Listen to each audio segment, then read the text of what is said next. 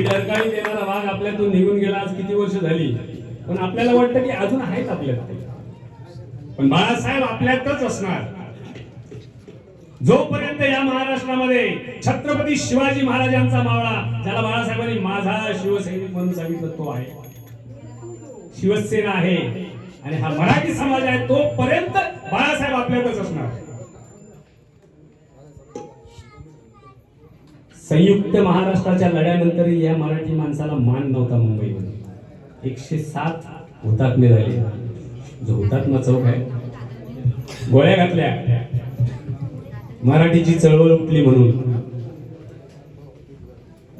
मोरारजी देसाई यांनी सांगितलं, मला त्या गोळ्यांचा हिसाब नको, किती जण त्या गोळीने मारलेत ते सांगा. एवढा अन्याय मराठी माणसावर होत होता. हे बाळासाहेबांनी हेरलं. हे बाळासाहेबांनी हेरलं आणि काय केलं?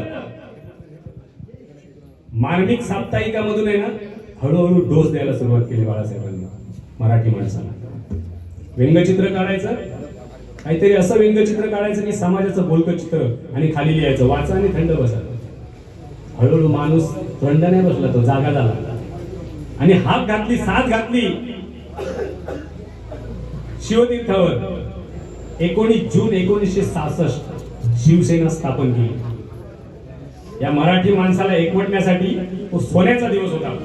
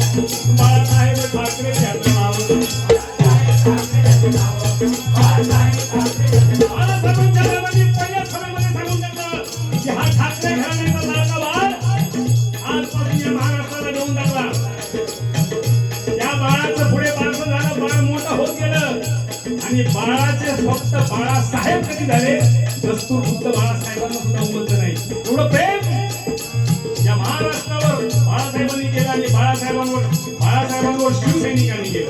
बाळासाहेबांचा शब्द विषय संपला. कारण बाळासाहेबांनी जे एक वाक्य आहे, बाळासाहेबांचं सक्सेस, जे लोक त्यांच्या पाठीमागे उभे राहतात ना, उभे होते, त्याच्यातलं एक वाक्य आहे. मी त्या दिवशी गोपीनाथ मुंडेंचं भाषण ऐकलं, त्याच्यामध्ये ती वाक्य होते. त्या वाक्यात त्यांनी बाळासाहेबांचं काय माहिती आहे, गुपित, मी असं बोललोच नाही. हे वाक्य बाळासाहेबांच्या तोंडून कधी आलंच नाही. आणि या वाक्यावर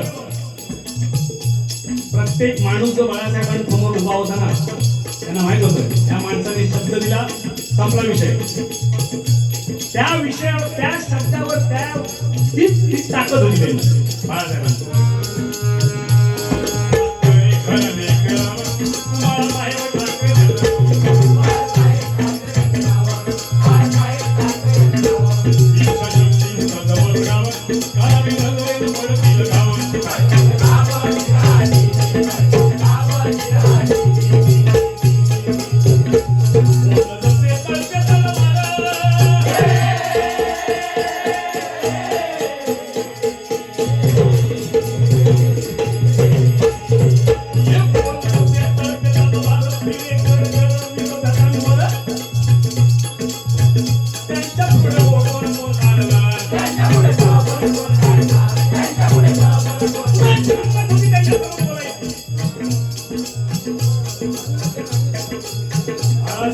नाव ऐकतात शिवसेनेचं नाव ऐकतात त्यावेळेस भल्या भल्यांची धोत्र पिवळी व्हायची